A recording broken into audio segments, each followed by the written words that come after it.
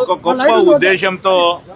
సేంద్రియ పద్ధతిలో వ్యవసాయం చేయాలనే ఒక ప్రధానమైన లక్ష్యంతో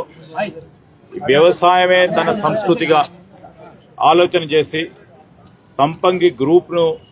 సంస్థను స్థాపించి డాక్టర్ రమేష్ గారు అదేవిధంగా వారి సోదరులు సురేష్ గారు సేంద్రియ పద్ధతిలో వ్యవసాయం దానివల్ల లాభాలు అదేవిధంగా వాణిజ్యం వ్యాపారం చేస్తూ ఒక ఆదర్శంగా నిలబడ్డ వ్యక్తులుగా మరి వారు కనుగొన్న కొన్ని పరిశోధనలకు సంబంధించి మరి గిన్నిస్ బుక్ ఆఫ్ వరల్డ్ రికార్డ్స్లో వారి పేరును నమోదు కావటం అనేది ఈరోజు మన ప్రాంతవాసులందరికీ కూడా గర్వకారణం. గిన్నిస్ బుక్ ఆఫ్ వరల్డ్ రికార్డ్స్లో రావాలంటే చాలా కష్టతరమైన సాధన.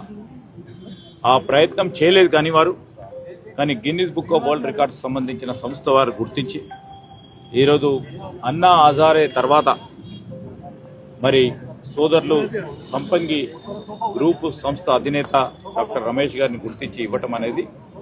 మరి ఒక గొప్ప మరి అనుభవం. వారందరికీ వారి సంస్థకు సంబంధించిన ఉద్యోగస్తులకి వారి కుటుంబ సభ్యులందరికీ కూడా గొప్పగా నన్ను ఈరోజు ఇక్కడికి పిలవటం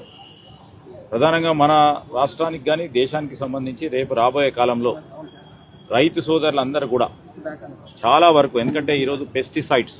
ఉపయోగం చేయటం వల్ల హానికరమైన అనేక ఇబ్బందులు ఎదురవుతున్న తరుణంలో సేంద్రియ పద్ధతితో వ్యవసాయం చేసి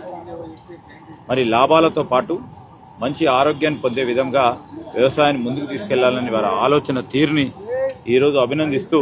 ఇంకా అనేక మంది ఇట్లాంటి యువ పారిశ్రామికవేత్తలు ముందుకొచ్చి తెలంగాణ రాష్ట్రం సంబంధించిన పరిశ్రమలకు సంబంధించి వారు పెద్ద ఎత్తున భాగస్వాములు కావాలని మేము వారికి హృదయపూర్వకంగా అభినందనలు తెలియజేస్తూ సెలవు తీసుకుంటాం.